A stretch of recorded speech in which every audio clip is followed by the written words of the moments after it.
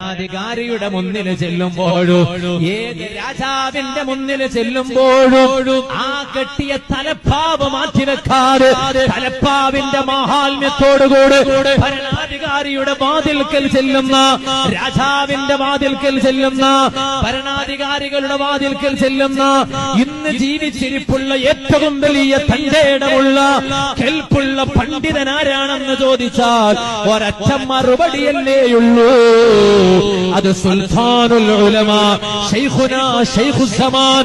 ഈ കാലഘട്ടത്തിന്റെ ഇതിഹാസ പുരുഷൻ സുൽത്താനുൽ ഉലമ കാന്തപുരം എ.പി. ഉസ്താദ്. റബ്ബേ, ആ കരങ്ങൾക്ക് നീ ശക്തി പകർന്നു കൊടുക്കണേ.